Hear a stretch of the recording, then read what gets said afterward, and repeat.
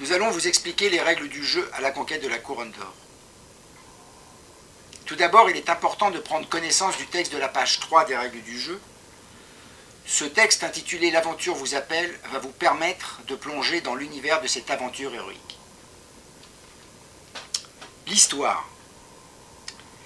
Les forces du mal, représentées par le prince noir Tamasuran, se sont introduites dans le château de la reine Sophia pour la tuer et lui voler son élixir de vie.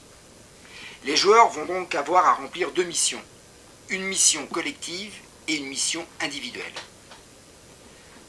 Concernant la mission collective, le but pour les joueurs vont être d'aller récupérer l'élixir de vie pour redonner vie justement à la reine Sophia, que vous voyez morte ici, et là, qui est ressuscitée.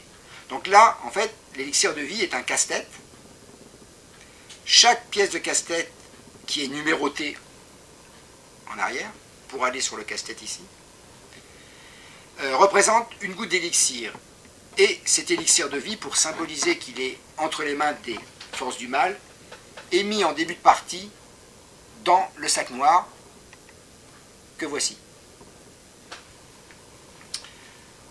En début de partie, il est également donné aux joueurs une coupe qu'ils devront protéger durant toute la partie. Donc, dans la mission collective, protéger la coupe et aller récupérer l'élixir de vie. Parallèlement à cette mission collective, pour justement aider les joueurs à prendre conscience des forces qu'ils vont amener dans la mission de groupe, dans la mission collective, chaque joueur va avoir, en début de partie, une fiche d'identité. Cette fiche d'identité va symboliser les forces qu'il peut amener dans le groupe. Donc à travers la reconstitution d'une des devises du Graal, et à travers, je dirais, le fait de gagner, de devenir chevalier ou dame vertueux d'une vertu. Pour cela, le joueur va devoir gagner plusieurs qualités. Et donc en fin de partie, lorsque la fiche d'identité du joueur sera complétée, la devise plus devenir chevalier ou dame vertueuse, ainsi que le casse-tête ici, qui devra être reconstitué, la coupe devant être dans la partie de la zone lumineuse, alors seulement le joueur ou la joueuse pourra devenir roi ou reine du Graal.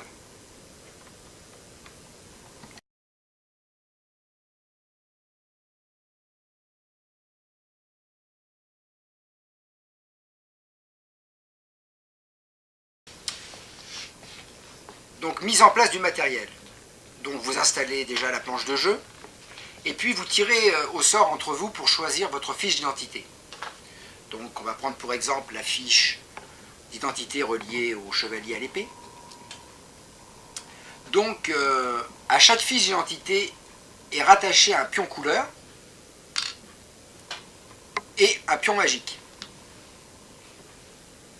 Le pion couleur débute la partie et sera plus tard remplacé par le pion magique lorsque la devise du Graal sera reconstituée sur la fiche d'identité. Donc là, la devise du Graal est « Je combats pour la liberté ». Vous répartissez aussi entre vous les médaillons. Donc chaque médaillon correspond en fait à une vertu. Donc il y a 3 médaillons par fiche d'identité. Donc là, ici d'ailleurs, on voit la couleur ici, qui est rouge, donc qui est reliée à la fiche d'identité. Et vous répartissez aussi entre vous les 3 pièces de casse-tête de l'armure du chevalier. Donc vous verrez, là, le chevalier est représenté, en fait, c'est le chevalier à l'épée. À cette fiche d'identité est reliée également une carte qui représente d'un côté les conditions pour devenir roi ou reine du Graal. Donc là, il y a 5 conditions qui vous aideront à vous en rappeler.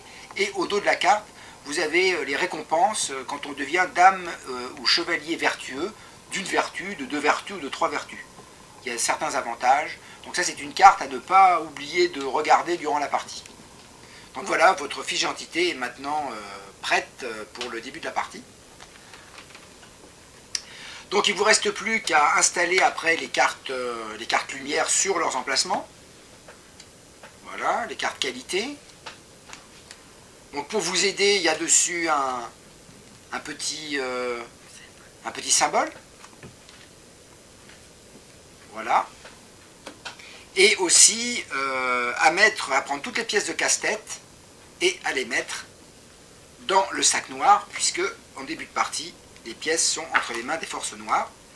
Donc vous mettrez toutes les pièces, à l'exception de celle qui représente la couronne, qui vous verrez est beaucoup plus grande que les autres, donc beaucoup plus facile à repérer. Et cette pièce, vous pouvez la mettre sur le côté ici par exemple, et donc qui sera la dernière pièce à mettre par le vainqueur, sur le casse-tête.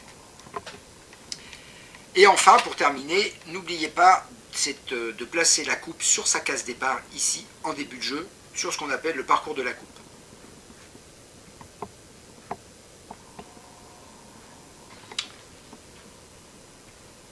Petite chose à préciser, si vous êtes moins de 4 joueurs, vous allez devoir retirer du jeu les cartes lumière et qualité de la couleur de la fiche d'identité non utilisée.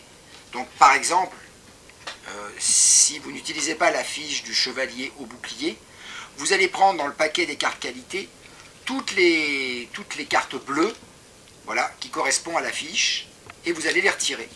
Voilà, etc. Vous les prenez, voilà.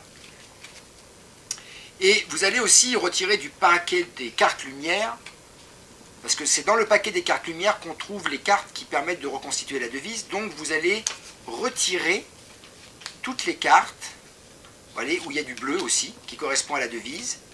Mais attention, vous avez ici une carte où c'est une carte qu'on appelle passe-partout, c'est-à-dire qu'elle peut servir cette carte à plusieurs fiches d'identité, la rouge, la verte, la jaune ou la bleue, mais celle-là vous ne la retirez pas. Vous ne retirez que des cartes où, en fait, qui sont toutes bleues.